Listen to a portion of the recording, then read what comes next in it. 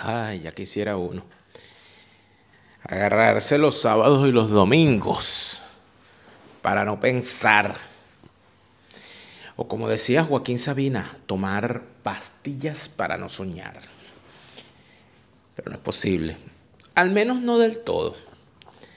Europa vive de ensoñación en ensoñación y el mundo vive también de conflicto en conflicto, pero también de soterrarlos. Pareciera que la población a nivel mundial ignora por completo las terribles situaciones que se viven porque es más sencillo evadirse. Quizás por ello tenemos los problemas que tenemos con las drogas, quizás por ello tenemos los problemas que tenemos con tanta tontería que ocurre en el ambiente cultural y de los espectáculos. Quizás para eso es que sirven las redes sociales, para evadirse de una realidad que estamos viviendo y que es cada día más oscura.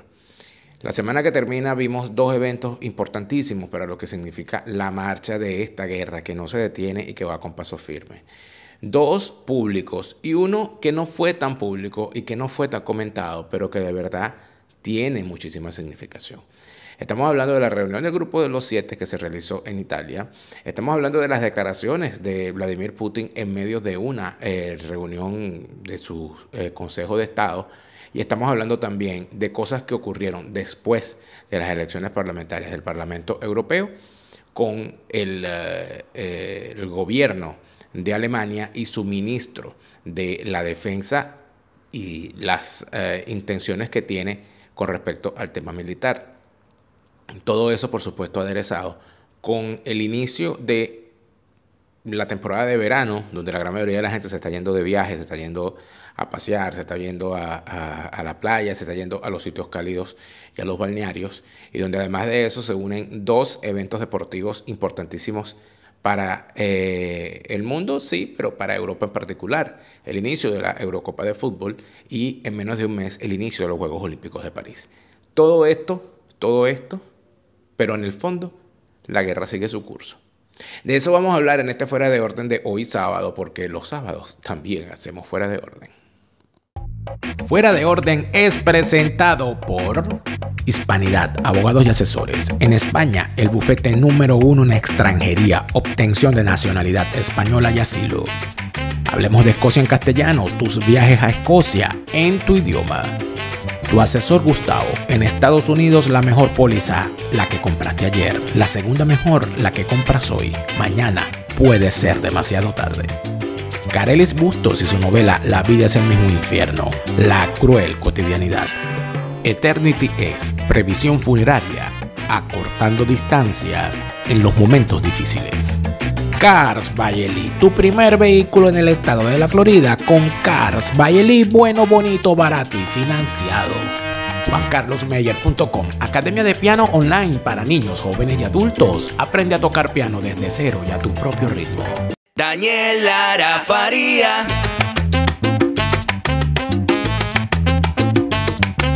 Lara, Daniel Lara Faría. Daniel Lara Faría. Fuera de Orden, crónica de la desgracia nacional e internacional, plomería informativa, criminología y criminalística politiquera. El mundo está en manos de criminales. El que no lo quiera ver, vivirá las consecuencias. Gracias por estar de vuelta a tu canal YouTube favorito de actualidad política de Venezuela, de Hispanoamérica y del mundo, pero en tu idioma. Para nosotros es un verdadero placer, un honor y un privilegio saber que te encuentras de ese lado de la pantalla, siendo copartícipe de una nueva jornada de lucha por la opinión libre, por la información transparente. Esfuerzo que hacemos día a día gracias al aporte que recibimos de tanta gente dispuesta a seguir financiando la marcha de este programa. Y esa plataforma Patreon nos lo permite en nuestra cuenta en Patreon, patreon.com/delaraf, patreon.com/delaraf, con un aporte que puede ser hasta de $1 al mes. Usted puede ayudarnos a que sigamos adelante. Gracias por esa ayuda, gracias por permitirnos seguir aquí. Seguimos también en la plataforma Facebook. Allí usted puede darle me gusta a nuestra página en Facebook y difundir nuestro programa, porque este programa no solamente lo colocamos en la plataforma YouTube, sino que a quienes no les gusta YouTube, sino que prefieren el Facebook, puedan también allí verlo, compartirlo, difundirlo y debatirlo. Como todos los días, te digo también que te suscribas al canal, que le des me gusta a este video y activa la campanita para que sepas cuando estamos en estreno, cuando tenemos nuevas publicaciones y cuando seguimos haciendo las cosas. Como todos los días, te saluda Daniel Lara Farías, plomero informativo, enemigo de todos, repitiéndote sin cesar. La fase superior de la izquierda es el crimen y la guerra es un crimen. Te robarán desde la forma de caminar hasta el agua de los floreros. Y muerto no se queja. Y seguimos. Tengo que recordar, miren las tazas. O sea, hay mucha gente que me ha escrito. Pero les quiero decir a la gente que está comprando nuestras tazas, aquí abajo están los enlaces para la compra de estas tazas, que puede ser la que dice Chávez se murió y no vuelve, o puede ser la que dice fuera de orden, o pueden ser las dos, o puede ser la que saluda a los caretabla falsarios, o puede ser el suéter también, una maravilla. Qué genial.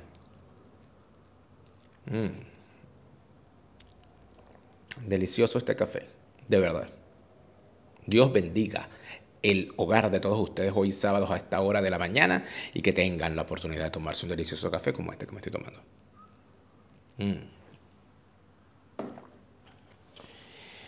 Hoy es sábado 15 de junio, estamos a mitad del mes de junio. Teóricamente, dentro de unos 7 días, ya estaremos oficialmente, 6-7 días, estaremos oficialmente en el verano, porque el 21 de junio es normalmente el día en que asumimos como la entrada del solsticio de verano o por ahí. Sin embargo, ya el ánimo está de verano. El ánimo está de verano porque ya el clima calentó un poco, sobre todo aquí en los países más fríos, los países más al norte de Europa. Ya las lluvias han cesado un poco. Y ya se puede salir a la calle con menos abrigos y menos cosas, ¿no? Todavía no del todo, pero sí, digamos que esta fue la semana en la que la naturaleza nos permitió salir un poco más abrigados. Tenemos que decir además que esta fue una semana donde vivimos las consecuencias iniciales de los resultados electorales del pasado domingo. Y yo creo que hay que empezar la historia por el principio. Recuérdense que el pasado domingo hubo unas elecciones al Parlamento Europeo. En esas elecciones se escogieron más de 600 diputados, representantes de los 27 países que conforman la Unión Europea. Esos parlamentarios son producto de realidades nacionales, más que de realidades globales. Pero al mismo tiempo debe decirse que cada una de las realidades nacionales tienen una vinculación global que termina convirtiéndose, en efecto, en una situación que desde el punto de vista político se ve reflejado en lo que hace el electorado, en lo que hace la gente cuando vota. El titular de la semana, ¿cuál fue? Arrancando el lunes, ¿qué fue lo que se dijo? Que había ganado la derecha, que el Partido Popular Europeo había ganado en toda Europa y que habían asegurado una nueva mayoría en el Parlamento Europeo, que ya la tenían. Eso fue lo que dijeron los titulares. Lo que no dijeron los titulares o lo que intentaron tergiversar fue el reclamo que hay en el voto, 1, y la presencia de Putin en muchos de los movimientos que entraron al Parlamento Europeo, 2. Lo primero, el reclamo, ¿dónde está? El reclamo está en el crecimiento inusitado de opciones conservadoras, es decir, de opciones contrarias al discurso de izquierda, opciones herederas de movimientos que en el pasado fueron anticomunistas, algunos inclusive protofascistas, pero que más que herederos de una agenda de la extrema derecha o de radicales, nazis, fascistas, etcétera, son herederos del reclamo en contra del sistema de posguerra, que muy pocas veces se ve. Es muy fácil para la izquierda, porque la izquierda todo busca simplificarlo, porque hacen su trabajo para idiotizar a la gente. Es muy fácil ver el planeta como una división política entre izquierda y derecha. Últimamente, como su extremismo, el extremismo de la izquierda o la desesperación por el nivel de reclamo que hay ante su agenda ha sido más intenso. Ahora la izquierda no divide el mundo entre izquierda y derecha, sino entre izquierda y ultraderecha. Es decir, todo lo que no sea el discurso infame de esta agenda de la izquierda termina siendo entonces extrema izquierda. Una estupidez, una ridiculez propia de estas sabandijas. Eso está perfectamente claro. Pero estas sabandijas llaneras, estas lacras, basuras que están, por supuesto, haciendo lo mejor que saben hacer, que es delinquir, porque actúan en función de los intereses financieros que los guían, actúan en función de los complejos industriales que los ayudan a construir una realidad. Complejos industriales que además de eso manejan medios de comunicación, manejan bancos, manejan propiedades y por supuesto el financiamiento de los partidos. Han convertido el debate en materia política en o lo han inclusive llevado al ámbito de la construcción de cercos en contra de gente que ha obtenido el favor del voto de forma distinta a la que plantea el sistema izquierdista. Y eso lo vimos esta semana. Cuando usted ve la andanada de agravios en contra de Giorgia Meloni por haber ganado las elecciones en Italia, de Marine Le Pen por haber ganado las elecciones en Francia y haber obligado al imbécil de Macron a adelantar las elecciones parlamentarias que va a perder. Cuando usted ve la andanada de barbaridades que se están diciendo aquí en Alemania sin conocer el contexto. Cuando usted ve las estupideces que se dicen en España, porque lamentablemente uno a veces no entiende y no sabe si de verdad lo hacen a propósito o de verdad creen las estupideces que dicen. Cuando usted ve lo que se dice de Orbán, cuando usted ve lo que se dice del este europeo, cuando usted ve lo que se dice de todos estos fenómenos que se están dando en cada uno de estos países, usted comprende que hay una búsqueda de simplificación, pero también de anulación de la votación, porque está el fenómeno, para quienes no lo sabían, del cerco democrático, que no es otra cosa que una burla a la democracia. ¿Y qué es ese cerco democrático?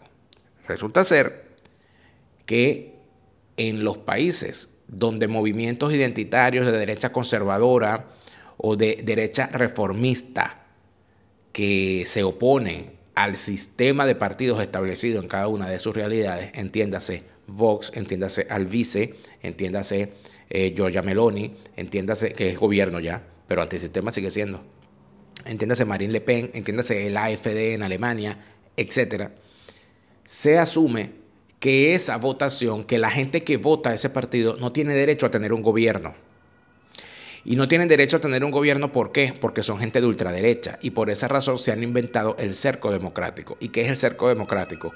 Que cuando un partido de esos que obtiene el favor popular por votación, así sea masiva, necesita del concierto de otro partido para poder gobernar en coalición, los demás partidos se niegan a pactar con él y le hacen el cerco democrático. E inclusive llegan a formar alianzas contra natura si de eso se requiere para evitar que un partido como Vox, como el AfD, como Marine Le Pen, como Giorgia Meloni pueda gobernar.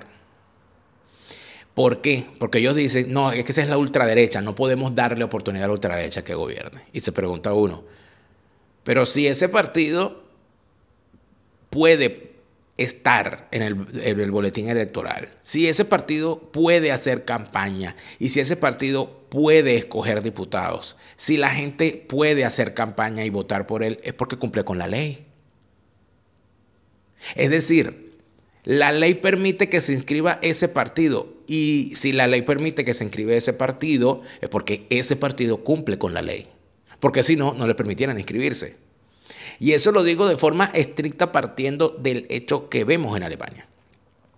En Alemania, amigos míos, tenemos a un partido que, como el AfD, al cual se le acusa de neonazi. Y ese partido, a pesar de que está bien desajustado y tiene gente bien fuera de lugar, con unas declaraciones infames y con unas posiciones estúpidas, su problema no es ser neonazi. Porque si fuese un partido neonazi, que aquí los hay, aquí en Alemania, aquí hay gente que dice que es neonazi, sin esconderlo. Y por eso no pueden participar políticamente, están prohibidos. O inclusive se disfrazan, pero todo el mundo sabe que en cualquier momento son como, yo no sé si ustedes vieron una película muy buena que se llama El Doctor Strangelove. El Doctor Strangelove de Stanley Kubrick, donde el Doctor Strangelove es para hacer el cuento corto, es un científico nazi que se escapa de la Alemania nazi y se va para los Estados Unidos. Ahí lo perdonan porque el tipo es una estrella de la energía nuclear. Entonces al tipo lo contratan y lo protegen de los Estados Unidos y él inventa una bomba. Ese Doctor Strangelove está en silla de ruedas y le tienen en la silla de ruedas le tienen una cosa en la mano para que le agarre la mano, porque si le suelta la mano el bicho hace el saludo nazi automático. O es como Mickey Vainilla, el personaje de este comediante argentino, que es nazi y no lo sabe, o es tan nazi que ignora lo nazi que es. Bueno, aquí hay unos bichos así. Pero están prohibidos, no se pueden inscribir. O se disfrazan tanto que logran saltar las barreras de la ley, pero no logran el favor popular. La gente no vota por ellos. A la gente no les interesa. ¿Qué estoy queriendo decir? Que sería sumamente fácil ser nazi aquí. Lo difícil es que la ley te tolere, porque la ley es bastante dura. Pero aún logrando que la ley te permita, no tienes el favor popular. Siendo así las cosas, los propios neonazis rechazan al AfD. Los tildan de tales y más cuales, de traidores, etc.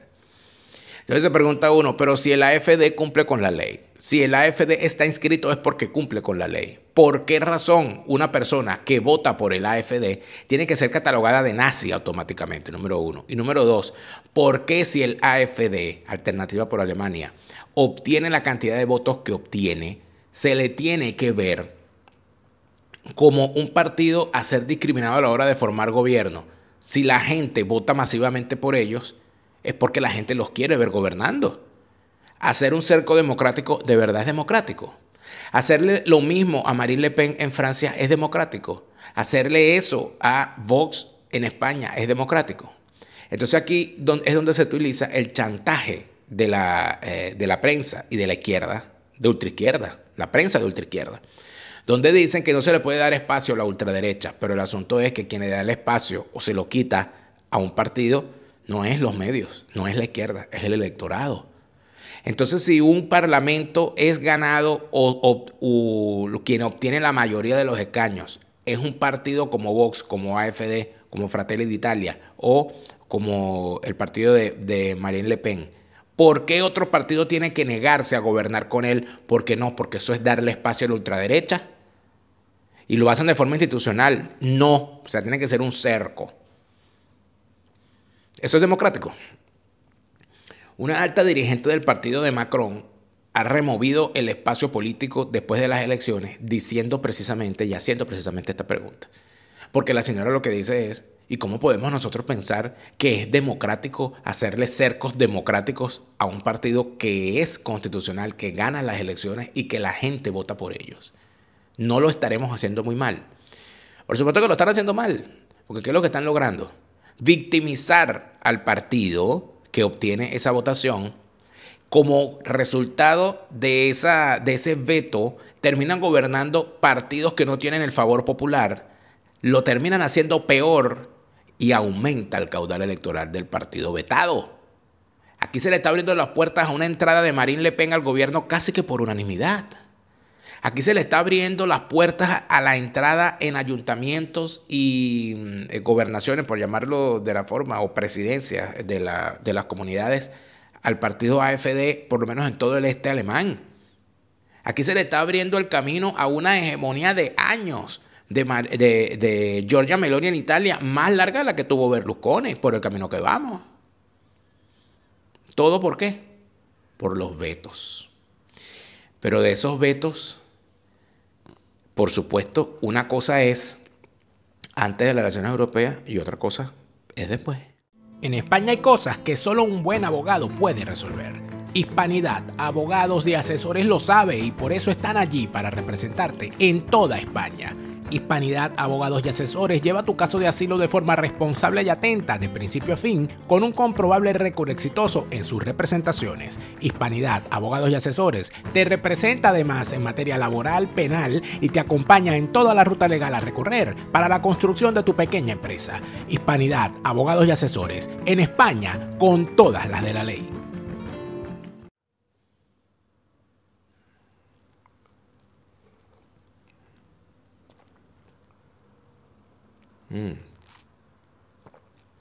Yo creo que muchos de los partidos que vieron el resultado de las elecciones, sobre todo en Francia, Macron, por ejemplo, fue uno de los que dijo, la vida es el mismo infierno. La vida es el mismo infierno de Carel Boutot es un extraordinario libro que le permite entender que, en efecto, las cosas que comienzan bien pueden terminar mal, pueden terminar horrible, pueden terminar malísimo.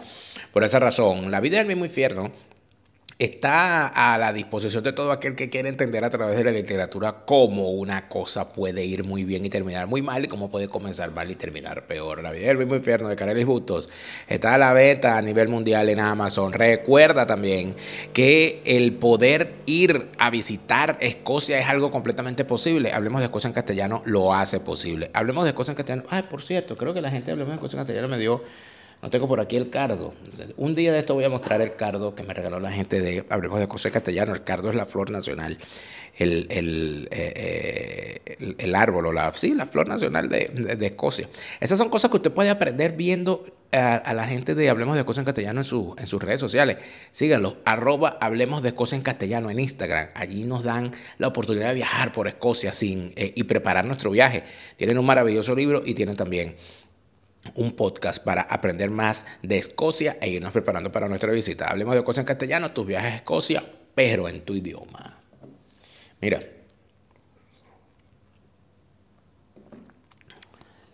después de las elecciones al Parlamento Europeo, empezaron las dinámicas, tanto nacionales como globales. Es necesario decir que lo que ocurrió en Francia, cuando Macron disuelve el Parlamento, evidentemente él sabía que lo iba a hacer. Él tenía eso anotado. Cuando gane Marine Le Pen, yo hago esto. En España, por supuesto, también ocurrieron cosas, como por ejemplo, al haber sido derrotado de forma colosal. Bueno, no colosal, porque en realidad fueron 3 votos, 3 escaños nada más que ganó el Partido Popular, más los del Vox, más la entrada de Albize, que no logró, por cierto, que Albize puede celebrar el hecho de haber hecho una campaña muy limitada y a pesar de eso haber entrado al Parlamento Europeo con 2, o sea, tiene 3 escaños, señor, o sea, que no es cualquier cosa, a la primera, poniéndose al nivel de partidos que tenían muchísimo más tiempo, no solamente en la política, sino en el Parlamento Europeo y además de eso, muchísimo financiamiento, muchísimo dinero para hacer campaña y exposición en los medios. Albize no lo tenía. Pero el primer objetivo que tenía Albize, que era entrar al Parlamento Europeo, lo logró. El segundo, que era entrar con más de una persona, o sea, con más de un escaño, también lo logró. Pero el objetivo fundamental que él planteaba era que la votación de su agrupación, Se acabó la fiesta, fuese tan grande que le permitiera dejar por fuera tanto a Podemos como a los independentistas catalanes del partido Junts, y eso no lo logró. Así que no puede cantar victoria del todo. Logró algo importante, pero no logró todos los objetivos. Evidentemente, con los recursos que tuvo, no pudo hacer más. Estamos intentando, escribiéndole a ver si es posible en algún momento entrevistarlo para hablar de estas cosas y para hablar de lo que además proyecta él desde el Parlamento Europeo con respecto a las políticas que hacia Hispanoamérica y hacia Rusia se pueden plantear. Yo creo que eso es interesante y es importante valorarlo porque estamos hablando de nuevos referentes en construcción. Yo vi caer a Ciudadanos. Yo estaba en el comando de campaña de Ciudadanos el día de las últimas elecciones en las que lograron ser algo. Y vi nacer a Vox. Estuve en el comando de campaña cuando Vox logró la mayor representación que ha logrado hasta ahora en el Parlamento. Quizás en las próximas elecciones me toca estar viendo la caída de alguien o el surgimiento de alguien. ¿Qué pasará? Ya lo veremos. Pero todos esos referentes, evidentemente, al momento de que surge el resultado del Parlamento Europeo, causa en efecto situaciones importantes. Y empiezan a remover. Y todas esas cosas terminan en el mismo lugar. En la guerra, que es el tema del cual yo he querido hablar los sábados, porque creo que es algo que hay que vigilar y que hay que tener muy, muy, muy vigilado. Fíjense, lo primero que ocurre es que ya estaba pautada la reunión del Grupo de los 7 en Italia.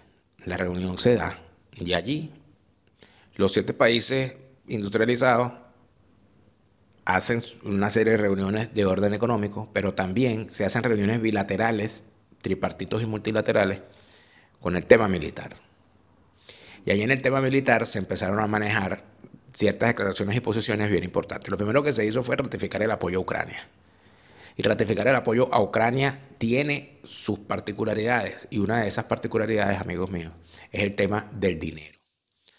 ¿Y de dónde va a salir ese dinero? El planteamiento que se hace. Y el planteamiento que se termina consolidando esta semana es que se van a utilizar los más de 300.000, escuchen bien, 300.000 millones de euros. Que se dice fácil. Hay 300.000 millones de euros en dinero contante, sonante o en bienes y activos congelados a Rusia y a entidades rusas en todo el mundo. Y se ha decidido que ese dinero sea utilizado en el esfuerzo de guerra para derrotar a Putin. Pero en este momento no se habla de derrotar a Putin, sino de apoyar a Ucrania. ¿De qué se habla cuando se habla de derrotar a Putin? Eso no nos lo aclaran. Y sería bueno que lo hicieran. Pero en todo caso, lo que está aquí frente a todos nosotros es el tema de la búsqueda de apoyar a Zelensky o la búsqueda de seguir jugando el juego de la Guerra Fría. Eso no nos lo aclaran. Y entonces ocurrieron dos cosas. Le dicen primero a Zelensky, antes de las elecciones al Parlamento Europeo, le autorizan a utilizar armas y municiones que le ha dado Occidente para atacar blancos en territorio ruso, cosa que no se le había permitido hasta el momento. Se le había permitido utilizar armamento para defender su territorio. Ucrania, Zelensky en particular, estaba clamando porque se le permitiera utilizar el armamento que poseía para atacar posiciones desde las cuales se lanzaban ofensivas contra el territorio ucraniano. Eso ya finalmente se le permitió. Y permitirle eso, por supuesto, ha significado ataques en el territorio ruso, que Rusia, por supuesto, ha planteado como una situación verdaderamente peligrosa que podría hacer que ellos hagan lo mismo. Es decir, que si Occidente le va a dar a uno de sus aliados armas para atacar el territorio ruso, Rusia se va a ver en la obligación de permitirle a aliados fuera de su órbita armarse para atacar objetivos de la OTAN. ¿Y cuáles son esos aliados? ¿Y cuáles son esos objetivos? Porque tiene un amplio abanico. Un amplio abanico. Puede ser que un día se vuelva loco el terrorista de la chicharronada que gobierna en Norcorea y empiece a lanzarle cohetes a su vecino surcoreano o a Japón.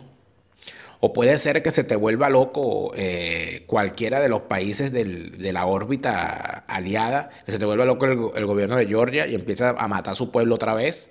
O que se te inventen una guerra en África que nadie sabe de dónde salió. O que termine cayendo una lluvia de cohetes nuevos sobre cualquier país del Medio Oriente bajo cualquier premisa. O que terminen armándose más atentados terroristas en las ciudades principales del mundo, porque aquí no se crean ustedes que esos atentados terroristas no tienen la mano tenebrosa de los servicios secretos rusos, inclusive lo que se hace dentro del propio territorio de Rusia. O que terminen ocurriendo más situaciones difíciles en la cuenca del Caribe.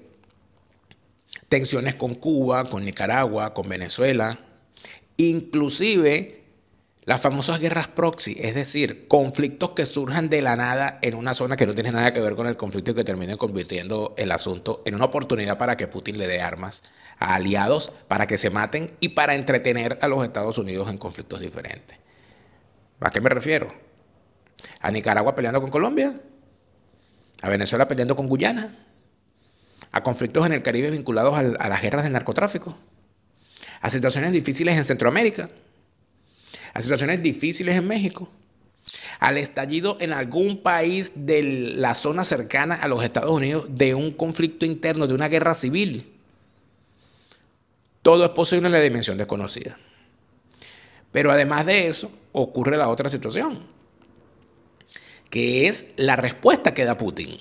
Putin le dice a los países que están apoyando a Ucrania, que él está dispuesto a parar la guerra. Dice dos cosas. Número uno, estamos dispuestos a escalar esta guerra si ustedes le permiten a Ucrania que nos ataque. Pero después de las elecciones, eso lo dijo antes de las elecciones al Parlamento Europeo, pero después de las elecciones al Parlamento Europeo, el señor sale y dice, estamos dispuestos a detener la guerra ya. ¿Qué ocurre? Que eso lo vende el aparato de noticias ruso y sus satélites como una oferta de paz, como una muestra de Putin de que él está del lado de la paz. Y ustedes van a ver cómo eso se va a replicar. Ya se está replicando. Se está replicando de una forma patética. Y uno dice, ¿y detrás de esto qué hay? Detrás de esto puede haber muchísimas cosas. Una de las cosas que puede haber es que, bueno, este café. Una de las cosas que puede haber es que en efecto Putin nos mande a todos a tomar nuestras previsiones. Ya yo las tomé. Hay que tomar previsiones y la gente de Eternity es la previsión funeraria que necesitamos. No es ser pájaro de mal agüero ni es estar llamando a la desgracia porque todos nos vamos a morir. Para morirse lo que hay es que estar vivo, amigos. Si usted está fuera de su país, si usted está fuera de Venezuela, está fuera de Nicaragua, está fuera de México, fuera de Argentina, y tiene familiares en su país de origen. Si usted es venezolano y su familia está en Venezuela y usted se preocupa y se atormenta todos los días cuando ve a amigos o familiares al momento del fallecimiento de un ser cercano, pariendo el dinero para comprar y para pagar los gastos funerarios, mire, Eternity es la gente que le va a permitir a usted quitarse de encima ese problema. Eternity es previsión funeraria con el pago mensual de una cuota mínima por cada familiar afiliado. Usted va a poder avanzar en lo que significa quitarse de encima la preocupación para cuando ocurra la muerte de un familiar. En vez de andar corriendo para ver cómo paga el velorio, usted pueda dedicarse al recogimiento familiar, al consuelo familiar y sin duda alguna a descansar junto a la familia alrededor del recuerdo del familiar que se nos fue. Eso no es ser pájaro de mal agüero, eso es ser previsivo. No te permitas una angustia al momento de la muerte de un familiar. Eternity te ayuda a evitar esa situación. Con Eternity, la previsión funeraria, Eternity te permite acortar las distancias en los momentos difíciles. Bueno, de repente Putin quiere que nosotros todos tengamos que salir a comprar un seguro también y por eso tenemos a tu asesor Gustavo. Tu asesor Gustavo está en los Estados Unidos ayudándote a entender que tener una póliza de seguros es mandatorio. No caigas en la mentira de andar por la vida sin una póliza de seguros. En los Estados Unidos está tu asesor Gustavo para ayudarte a tener la mejor póliza posible, que es la que te otorga la mejor cobertura. Recuérdalo bien, el mejor momento para comprar una póliza fue ayer, el segundo mejor momento es hoy. Mañana puede ser demasiado tarde. Y si vas a viajar y necesitas en esta temporada de viajes y de verano una póliza de seguro para ese viaje, tu asesor Gustavo también te puede ayudar. Y si lo llamas de mi parte y le dices, necesito una póliza de viajes, Gustavo, ayúdame, te llamo de parte de Daniel Lara Farías, te van a dar automáticamente un descuento del 10%. Tu asesor Gustavo está allí para ti. Tu asesor Gustavo, asegúrate bien. ¿Qué es lo que quiere Putin y cuál es el ofrecimiento que hace Putin? Putin dice que él puede terminar con la guerra ya declarando un alto al fuego. Y uno dice, qué bueno. Bueno, es un caramelo envenenado. Porque ¿qué plantea Putin? Amigos míos, ¿qué dice Putin? Pues ¿cuáles son sus condiciones? Sus ligeras condiciones, sus condiciones mínimas. El señor Putin ha planteado que para terminar con la guerra, él solamente exige dos cositas. Dos cositas nada más. Uno, que Ucrania acepte que los territorios ocupados por Rusia ya no forman parte de su territorio. Y dos, que Ucrania acepte renunciar a pertenecer a la OTAN. Dos condiciones nada más. Que después que Ucrania acepte esas dos condiciones, ellos se sientan a negociar un acuerdo de paz. Y usted dirá, bueno, pero se va a acabar la guerra. Aceptar eso sería aceptar que Putin puede hacer cada vez que le dé la gana lo mismo. Es decir, si un país hace lo que a él no le parece, lo invade, lo divide, le cercena su territorio, le ocupa militarmente su territorio, monta republiquetas. Esas republiquetas, además, serán sus satélites, donde no habrá democracia, donde no habrá ley internacional que los detenga. Y de paso, Nadie podrá prepararse para en el futuro no sufrir las mismas consecuencias si se salen del carril. Estamos hablando de que lo que Putin quiere es crear un nuevo país en los territorios ocupados. Y que esos nuevos países tengan representación internacional, voto en la ONU, etcétera, y probablemente armas nucleares también. Vista las cosas de esa manera, lo que se está planteando es que Putin pueda entrar en cualquier país del mundo, dividirlo en dos y establecer allí lo que a él le dé la gana. Y hay que aceptárselo. Y además de eso, que ningún país en el futuro pueda decir, mira, a mí no me va a pasar lo que le pasó a Ucrania, yo me voy a ir para la OTAN. No, no lo va a poder hacer. Putin prácticamente exige que se disuelva la OTAN. Putin prácticamente exige que se eche para atrás los resultados de la guerra, de la Segunda Guerra Mundial y de la Guerra Fría. Y como yo siempre les recuerdo y les recomiendo un libro, mire, yo creo que este es el libro fundamental, está así planteado, ¿no? Como el libro fundamental de los años posteriores a la guerra. Es el libro de Tony Judt, que se llama Posguerras, en efecto. Este es un mamarro de libro, amigo. Miren el grueso, ¿no? Más de 1000 páginas, claro está. Es un buen libro de historia, un buen libro de consulta de todo lo que ocurrió. Este libro, que se llama Posguerra, y que fue escrito por Tony Judt, plantea la historia de Europa desde 1945. Este libro es muy bueno porque no plantea un relato histórico para historiadores con hechos solamente políticos, porque lamentablemente el ver la historia solamente como el devenir político puede dejar por fuera fenómenos importantísimos. Los fenómenos culturales, la historia social, la emergencia de los baby boomers, la emergencia del movimiento hippie, la emergencia del Mayo francés, las consecuencias de los reclamos sindicales, las consecuencias de la aparición de la música, de eso que por cierto que en Venezuela se llamaba un famoso programa, la música que sacude y sacudió al mundo. Esa música que sacude y sacudió al mundo, que fue el rock y que fue el fenómeno pop, es importantísimo para lo que fue culturalmente la posguerra fría. O mejor dicho, la posguerra y la Guerra Fría, porque prácticamente el fenómeno musical fue el que terminó logrando que varias generaciones terminaran imponiendo su parecer. ¿Qué sería del mundo posterior a la Segunda Guerra Mundial sin la aparición de los Beatles, sin la aparición de Elvis Presley, sin la aparición del rock y sin la aparición de la música pop? ¿Qué hubiese sido del fenómeno de la unificación de Europa, de la unificación de Europa después de la caída del comunismo y de la reunificación alemana después del comunismo sin The Scorpions? Por ejemplo, todas esas cosas las cuenta aquí. Es un libro extraordinario. A mí me encanta, además de eso, que tiene una profusión de imágenes, tiene mapas, y a mí me encanta poder ver la historia con el mapa al lado para poder entender, porque no se crean ustedes. Mira, aquí en la entrada tiene el mapa donde aparece la Unión Soviética, los países, las dos Alemanias. De verdad que es una cosa maravillosa. Y aquí él habla de muchas cosas. Y una de las cosas interesantes que está en la segunda parte del libro es algo que yo creo que es necesario mencionar en este momento, que es lo relacionado a el malestar en la prosperidad. Y él sitúa ese malestar entre el año 53 y el año 71. El autor establece que durante el periodo que va del 53 al 71 hubo un malestar con respecto a la opulencia.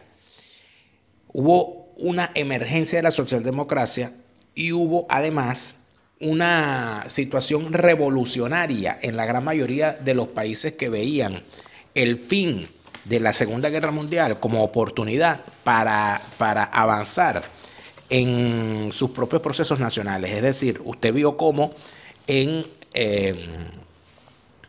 África surgieron los movimientos independentistas, los movimientos de liberación postcoloniales, cómo surgieron en el Caribe, también movimientos, bueno, Fidel Castro y todo lo demás, y todo lo que ocurrió, la caída de muchas de las dictaduras, la emergencia de la democracia en Venezuela y en Colombia, la consolidación del sistema en México, la aparición de dictaduras anticomunistas en buena parte de América del Sur y de Centroamérica, de la relación entre los Estados Unidos y sus aliados, de la situación vinculada a invasiones e intervenciones en la región, etc.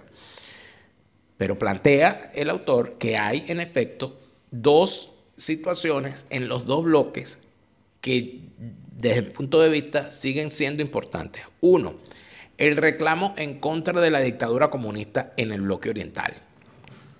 Es real y fue lo que se los llevó abajo. Pero es que en el sector occidental había un reclamo también en contra de las decisiones tomadas desde el poder central. El centralismo. Después de la caída de la Unión Soviética, en la Europa Occidental empezó un movimiento serio y sostenido en contra de lo vinculado a la dirección desde las ciudades capitales de todo lo que ocurría a lo interno de un país. Y eso sin duda alguna se ve reflejado en todas las cosas que están ocurriendo, por ejemplo, hoy en España. Si hubiese podido dar todo este fenómeno que se está dando en España con respecto a los movimientos separatistas en el contexto de la Guerra Fría, hubiese sido imposible. Hubiese sido imposible ver a unos tipos en Barcelona gritando para irse de la España que los ampara. Lo que sí se dio fueron movimientos como el terrorismo vasco para buscar la división del país vasco y todas las barbaridades que hicieron. Pero lo que ocurrió durante la Guerra Fría fue sin duda alguna una unificación de los países bajo el amparo del poder central. Eso empieza a colapsar cuando colapsa también el tema del control férreo de las sociedades en el bando soviético y sus satélites. Y fíjense que Venezuela no escapa de eso. ¿Cuándo se vivió el proceso de descentralización en Venezuela? En el año 89, cuando estaban en plena efervescencia los reclamos en contra del poder central y esta cuestión de empoderar a los ciudadanos, que era de alguna manera lo que se vendía como democracia, que en la democracia la gente escoge. Y si en la democracia la gente escoge, ¿por qué yo no puedo escoger a mi alcalde? ¿Por qué no puedo escoger a mi gobernador? ¿Por qué tienen que los partidos ser quienes decidan mi futuro? Todo eso termina, amigos míos, en una situación bien interesante en la que estamos hoy ya para finalizar. En el Parlamento Europeo han caído partidos con representación que representan a Putin en los dos espectros. Y yo creo que por esa razón es que Putin esperó que terminara el proceso de las elecciones parlamentarias. Él esperó que terminaran, que pasara, tener los resultados de las elecciones parlamentarias para ver con cuántos diputados cuenta Putin en el Parlamento Europeo. Y es allí donde está mi oposición al AfD, aquí en Alemania. Porque el AfD a mí no me preocupa por el discurso supuestamente de ultraderecha. A mí me preocupan es porque son putinistas. Y Putin es mi enemigo personal. ¿Por qué? Porque Putin apoya al régimen que me obligó a mí a irme de mi país. Putin apoya al régimen que destruyó el país donde yo nací. Y si bien yo no tengo la maleta hecha para regresar a Venezuela, porque creo que no le hace bien a ninguna persona pensar de esa forma permanentemente, sí quisiera que las cosas en Venezuela cambiaran y mientras Putin esté apoyando ese régimen eso no va a ocurrir. Por lo tanto, Putin es un enemigo para todo aquel que quiera el cambio de Venezuela. Y todo aquel que se oponga a Putin evidentemente debe tener nuestro apoyo y todo aquel que apoya a Putin es enemigo nuestro también. Por lo tanto, el AfD, que es un partido putinista, debe ser denunciado como tal y debe ser rechazado. Pero el asunto no es que la ultraderecha es financiada por Putin, no, es que Putin financia, apoya y compra los apoyos de todo partido que ayude a disgregar, a dividir y a burlar la cohesión de las sociedades que se le oponen. Por esa razón es que en España el principal satélite de Putin no es Vox, es Podemos, es Sumar, es el separatismo catalán, porque es el que más daño hace. Vox, al contrario de la AfD, no se posiciona a favor de Putin, sino que se posiciona a favor de la OTAN, a favor del esfuerzo de guerra, a favor de Europa y a favor de la unidad de España, a sabiendas que los enemigos nacionales que tiene Vox son aliados de Putin. Por eso es que aquí uniformar las cosas no sirve de nada, amigos. Eso de todo informando las cosas no sirve de nada. Por eso es que hay que aprender música. Por eso hay que aprender música. Por eso es que yo le digo que juancarlosmeyer.com, Academia de Música, Academia de Piano Online, le permite a usted, tenga la edad que tenga, aprender a tocar piano. Mira, las clases a tu ritmo, a tu propio ritmo desde cero, para que tú aprendas a tocar piano y entiendas a través de la maravillosa música que te van a enseñar allí cómo el mundo se ve distinto cuando tú entiendes todo lo que significan las blancas y las negras. Ay, porque tú siempre soñaste con ser un Palmieri, siempre soñaste con ser un Larry Harlow, siempre soñaste con ser un extraordinario pianista y no tuviste la oportunidad en tu juventud. Nunca es tarde para aprender y nunca es demasiado temprano, porque si quieres que tus hijos aprendan piano y empiecen a estar en una categoría distinta de seres humanos, porque aprender música les va a abrir el universo. juancarlosmeyer.com, Academia de Piano Online, comunícate con ellos ya. Y recuerda que en la Florida y en zonas cercanas, yuxtapuestas y circunvecinas, Puedes comprar tu carro sin la preocupación de los papeles. Es que todavía yo no tengo el estatus, es que todavía no tengo los papeles, es que todavía yo no tengo cuenta bancaria, no, yo no tengo acceso a crédito. Olvídate de todos esos problemas porque Cars by Elite te los resuelve. Cars by Elite ayuda a que puedas comprar tu carro sin el problema que tenías hasta ahora de las referencias y todas aquellas cosas, de los papeles, etcétera. Y además de eso lo puedes comprar bueno, bonito, barato y lo más importante, financiado. Si llamas a Cars by Elite de mi parte, si le dices a la gente de Cars by Elite, hola, te llamo de parte de Daniel Lara Farías, Chávez se murió y no vuelve, te van a dar un descuento en la compra de tu vehículo de $500 en la inicial de tu carro financiado. Chacho, esa golilla la vas a perder. Cars by Elite en Florida, en Miami, en Orlando, en Tallahassee, en Jacksonville, en toda la Florida y en todas las zonas cercanas y circunvecinas al estado de la Florida. Cars by Elite, tu carro bueno, bonito, barato y financiado. ¿Qué es lo que termina ocurriendo? Ah, bueno, sí, las personas que quieran, que me han escrito mucha gente, anunciar en este programa es posible, por supuesto. Anúnciate con nosotros, que tu producto va a tener un espacio en este programa y por supuesto vas a poder ir a el hogar y a la cercanía de toda la gente que está del otro lado de esa pantalla. ¿Qué es lo que termina ocurriendo aquí? Termina ocurriendo que Putin saca cuentas y dice, la situación cambió, vamos a empujar. Lo que viene en los próximos días, sin ánimo de ser pitonizo, es una presión de los partidos cercanos a Putin en cada uno de los países de Europa, del aparato de comunicaciones ruso, de los aliados de la línea informativa comunicacional que lanza el monstruoso régimen de Putin, diciendo Putin está ofreciendo la paz, Putin está ofreciendo la paz. Lo que quieren hacer es colocar a quien rechace la oferta engañosa, la oferta ficticia, la exigencia de rendición, porque eso no es una oferta de paz, de Putin. Van a empezar a posicionar que quien la rechace es enemigo de la paz, que quien rechace la oferta de Putin es un nazi, que quien rechace la oferta de Putin nos quiere matar a todos. Y van a colocar a Putin como un referente pacífico, como hicieron con Stalin en su momento. Nada nuevo.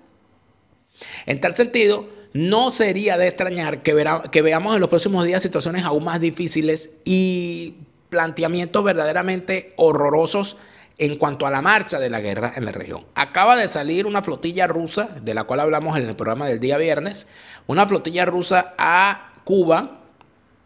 Es un submarino de propulsión nuclear sin armas nucleares y una fragata que lo acompaña, más un carguero, un tanquero y un remolcador.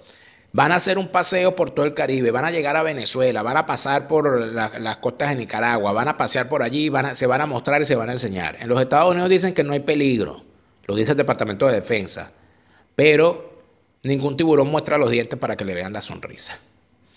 Además de esto, hay que entender la otra cosa, que en efecto el león se está afilando los colmillos.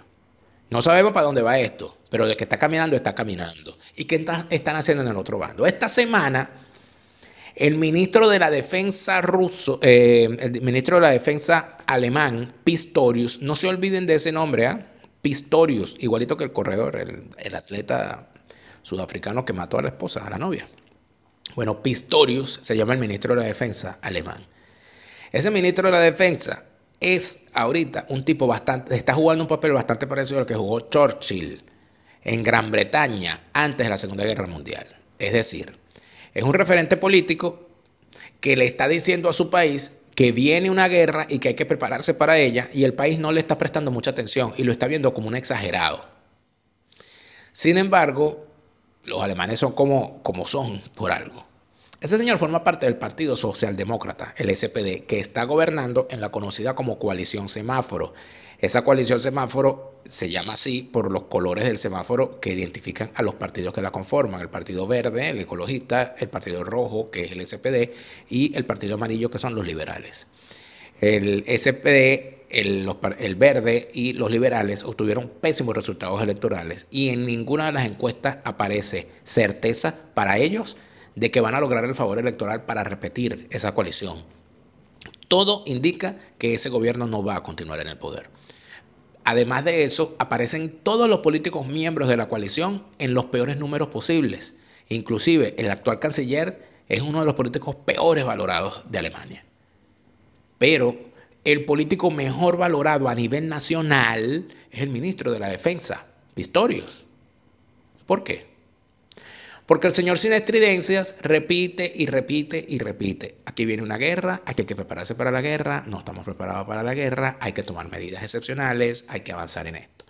Y él tenía tres puntos de discusión fundamental. Uno, que como viene la guerra, hay que aumentar el número de hombres y mujeres en las Fuerzas Armadas alemanas. Las Fuerzas Armadas alemanas tienen en este momento 180.000 efectivos. Número dos, que había que empezar a hablarle a la sociedad desde sus bases del riesgo inminente de una guerra y prepararse para ello al momento de que eso ocurra, y que había que empezar en las escuelas. Tenía la oposición de la ministra de Educación del Partido Liberal.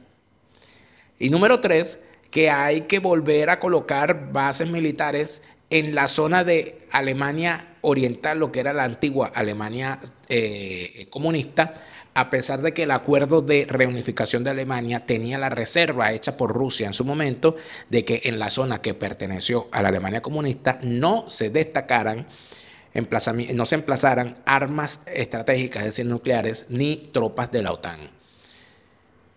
En el primer pulso ganó Pistorius. En el primer pulso gana Pistorius cuando plantea que hay que, en efecto, hacer una reforma educativa que permita hablar en las escuelas a los niños del riesgo de la guerra. Lo logró, venció a la ministra de Educación. El segundo punto, que era el aumento de los efectivos militares, incluía un aspecto sumamente difícil: el servicio militar obligatorio, el regreso del servicio militar obligatorio. Y no hay otra forma de aumentar el número de efectivos. Hay que poner el servicio militar obligatorio. Y este señor lo dice y empieza a tener resistencias. Y al final es evidente que hay que aplicarlo. Y le piden no decirlo hasta después de las elecciones europeas. El día miércoles, el ministro Pistorius mostró cuál es el plan que se va a aprobar en el Parlamento para el servicio militar obligatorio restaurado en Alemania. Donde vas a tener que hacer, te vas a tener que hacer un examen y todo aquello y mostrar si estás disponible y no. Y además de esto lanza la siguiente advertencia el ministro Pistorius: tenemos que estar preparados para tener suficientes soldados, porque de aquí al 2029 Putin nos va a atacar.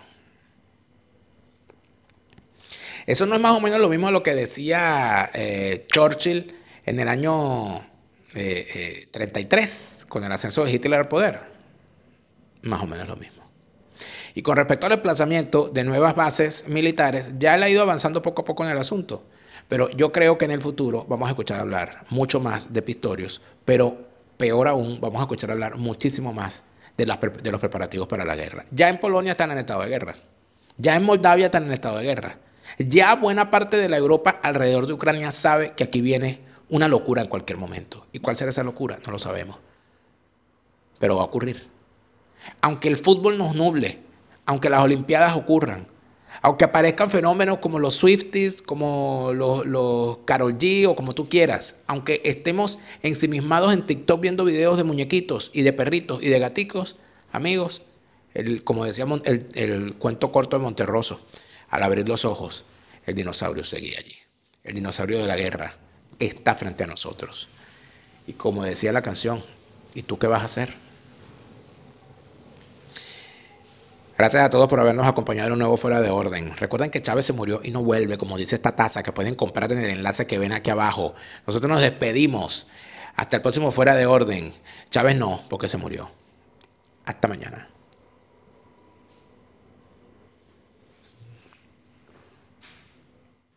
Fuera de Orden fue presentado por Hispanidad, abogados y asesores. En España, el bufete número 1 en extranjería, obtención de nacionalidad española y asilo. Hablemos de Escocia en castellano, tus viajes a Escocia en tu idioma. Tu asesor Gustavo, en Estados Unidos la mejor póliza, la que compraste ayer. La segunda mejor, la que compras hoy. Mañana puede ser demasiado tarde.